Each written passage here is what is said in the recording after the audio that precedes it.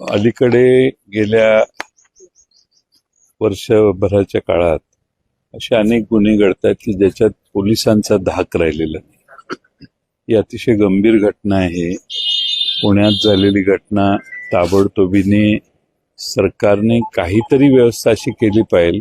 बलात्कारांचं प्रमाण वाढतंय. बलात्कार करून त्या महिलांच्यावर त्यांचे खून होणे, त्यांना मारून टाकणे, लहान बालकांच्या बाबतीतही बऱ्याच ठिकाणी असं होतंय. त्यामुळे कायदा व सुव्यवस्थेच्या बद्दल फार मोठं प्रश्नचिन्ह तयार व्हायला लागले. पोलिसांचा समाजात धाक राहिला नाही, हे तेवढंच आता खरं. पण बसमध्ये जी बस स्थानकात उभी आहे अशा ठिकाणी सार्वजनिक ठिकाणी आणि सार्वजनिक वाहतूक व्यवस्था जिला म्हणतो आपण, त्याच्यामध्ये जर अशा पद्धतीने अत्याचार होत असेल, तेच बोललो ना, हे प्रकरण हे पोलिसांचा धाकच राहिलेला नाही. आणि बस डेपोमध्ये किंवा बस असताना बसमध्ये असे प्रकार घडणं हे फार गंभीर आहे आणि सरकारने याची दखल घेऊन काहीतरी ठाम उपाययोजना केल्या पाहिजेत. सर, ते राजकीय प्रश्न आहे. आपल्या पक्षातील 3 आमदार राष्ट्रपती अजित पवार जाण्याची चर्चा सुरू आहे. कसं अहो, तुम्ही कोणाला कुठल्या कुठल्या पक्षात पाठवता? तुम्ही मीडियाच बातम्या तयार करता. कोण कशाला कुठं जाईल? तुम्ही आता 3 आमदार कोण आहेत? नाव आहेत? नावं त्यांचे आहेत. राहुल मोठे असतील, राहुल जगताप, विजय. हे आमदार नाहीत, हे माजी आमदार आहेत. मग ते काही कामानिमित्त भेटले असतील त्यांना. हे तिघही आमचे पक्षाच्या वतीनं उमेदवार म्हणून निवडणुका लढवलेले आहेत, पराभूत झाले. पण पवार साहेबांच्या बरोबर निष्ठेने कट्टर म्हणून ते काम करतात. सर, परंतु आपल्या नावाची कुठेतरी चर्चा आहे. संजय शिरसाट देखील असं म्हणाले की जयंत पाटील या पक्षात राहणार नाहीत, हे माझं भाकीत आहे. आपल्या बाबाची भविष्यवाणी खरी ठरते. मग त्यांनाच विचारा ना, मला काय विचारते?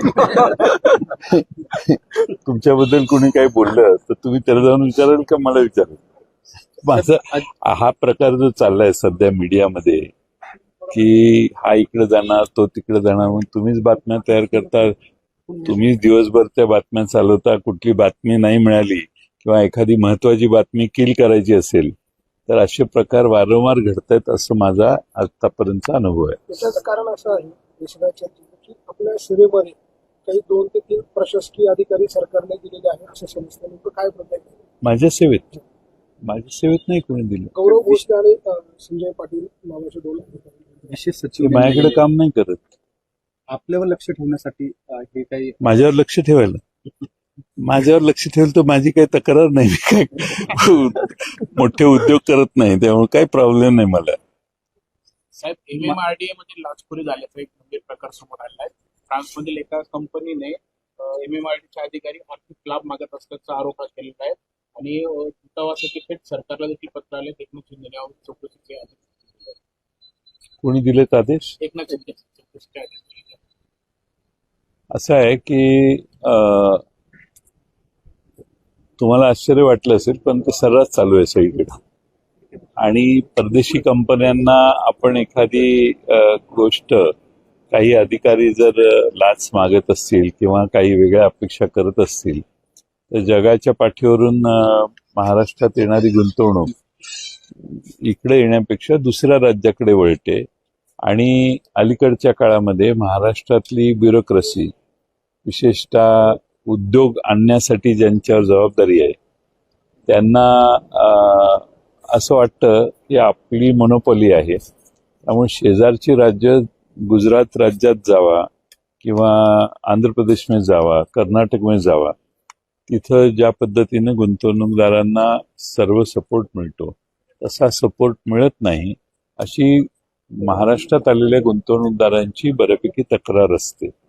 आपण MIDCत गेलेल्या कुठल्याही MIDCत जावा, तिथं नवी गुंतवणूक करणाऱ्या माणसाला काही प्रश्न विचारा, तुमच्या हे लक्षात येईल की 100% पूर्ण सहकार्य, रेड कार्पेट घालून त्याचं स्वागत, हे फक्त महाराष्ट्रातले प्रमुख लोक भाषणात सांगतात. पण खाली ज्यावेळी त्यांना ब्युरोक्रेसीच्या ताब्यात दिलं जातं त्यावेळी त्यांना बरेच अडथळे दूर करावे लागतात. बहुमताचं सरकार आहे, मात्र अद्यापही नाशिक आणि रायगडच्या पालकमंत्री पदाचा तिढा सुटत नाही. कुंभमेळा 2 वर्षावर डीपीडीसीचे बैठक होत नाही, कामं सगळी वळवलेली आहेत पालकमंत्र्यांना. 36 दिवस स्थगिती 36 दिवस झाली स्थगिती पालकमंत्री. तर ते पालकमंत्री काम करतायत का नाही करत? आणि येतात का? येतात पालकमंत्री येतच नाही. नाशिक आणि रायगडला पालकमंत्रीच नाही, जाहीर होऊन स्थगिती नाही. आमच्या पक्षाच्या काही कार्यकर्त्यांनी मगाशी मला सकाळी सांगितलं की सरकारचं रायगड आणि नाशिक या दोन्ही जिल्ह्याकडे किती दुर्लक्ष झालं आणि दुर्लक्ष करून पालकमंत्रीच या जिल्ह्यांना देण्यासाठी सरकारने अजून तत्परता दाखवली नाही. आता ज्यावेळी किमान 26 जानेवारीला पालकमंत्री येतात, आता 15 ऑगस्ट पर्यंत तरी किमान पालकमंत्र्यांची नेमणूक होईल अशी अपेक्षा करूया. साहेब माणिकराव कोकाटे सध्या अडचणीत आहेत. कसं बघतायत की आता 2 वर्षांची शिक्षा लागली त्यांना. 1 तारखेला त्यावर अंतिम निकाल नाशिकचं जिल्हा सत्र न्यायालयात देणार आहे. वकिलांनी स्थगिती माहिती मात्र स्थगिती दिलेली नाही आहे. निर्णय राखून ठेवला 1 तारखेला. नाही, आता कोर्टाने निर्णय दिलेला आहे, पण अलीकडच्या काळात